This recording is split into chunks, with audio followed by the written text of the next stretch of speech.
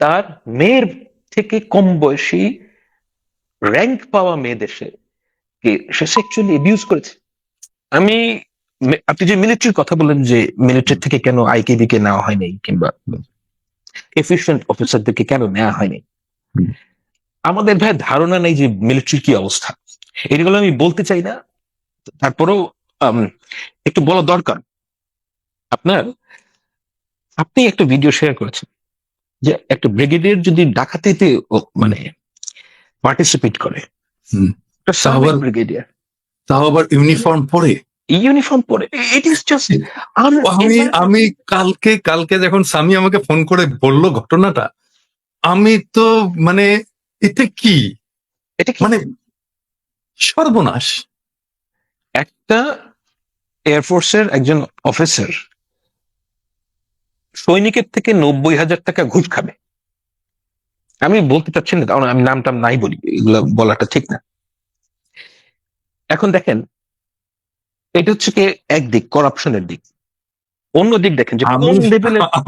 আমি তো আরো শুনেছি আর কি, স্বামী তো আমাকে বলেছে, হ্যাঁ স্বামী তো বলেছে যে মানে কমান্ডিং পজিশনে সেক্সুয়াল অ্যাডভান্টেজ নেওয়া, এটা তো ইট ইজ জাস্ট আনথিঙ্কেবল। মানে একটা জেনারেল লেভেলের লোক, মানে আমি জাস্ট নাম বলছি না, তার মেয়ের থেকে কম বয়সী র্যাঙ্ক পাওয়া মেয়েদের কে সে সেক্সুয়ালি অ্যাবিউজ করেছে। একটা জেনারেল, হ্যাঁ, মানে আপনি যদি ল্যাটিন আমেরিকার উপন্যাসগুলো পড়েন, ওখানে তো আসলে এই জিনিসগুলো প্রায় আসে। ওখানে যে জিনিসগুলো আসে, যে জেনারেলদের যে সেক্সুয়াল প্রক্লিভিটি, এটার যে যারা কি বলবো, যে সমস্ত মেয়েরা এটা শিকার, তারা কিন্তু আমি যতদূর মনে পড়ে যে এরা কিন্তু কেউ মিলিটারির লোক না। হ্যাঁ, আমাকে মানে আমার বাবাদের মানে একজন ফিমেল মিলিটারি অফিসার না। আচ্ছা, বুঝতে পারছেন, মানে যে আমি যে সমস্ত জায়গায় পড়েছি, এমনকি মানে এখানে বলি, যেহেতু এটা টেলিভিশন নাম, যে আমাদের বাবাদের কন্টেম্পোরারি অফিসারদের কাছে আমি এই জিনিসটা অনেকের কাছে শুনেছি, যে আমাদের একজন এরশাদ সাহেবের তো আসলে এই ব্যাপারে বেশ দুর্নাম ছিল। কিন্তু আচ্ছা, এটা আমার কথা না, স্ট্রিক্টলি ওনাদের কথা। আমি এটার সত্য মিথ্যা কিছুই বলতে পারবো না, যা আমি শুনেছি আমি সেটাই বলছি।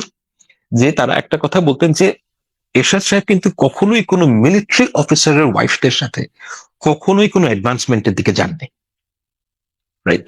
সেই ব্যাপারে উনি অত্যন্ত সুনাম আছে না।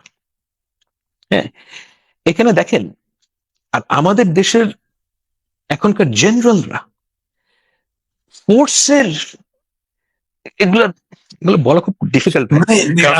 আমি আমি আমি আপনাকে আরেকটা এক্সাম্পল দিই। মানে ধরেন যখন বিডিআর কার্নেসটা হলো, তো ওই সময় আমি পপুলারে, আমি তো আমার অফিস কিন্তু জাস্ট ওই রাস্তাতেই, হ্যাঁ, পপুলারের যে অফিস ওই রাস্তাতেই, মানে কয়েকটা ব্লক পিছনে কিন্তু ঘটনাটা ঘটছে আর কি।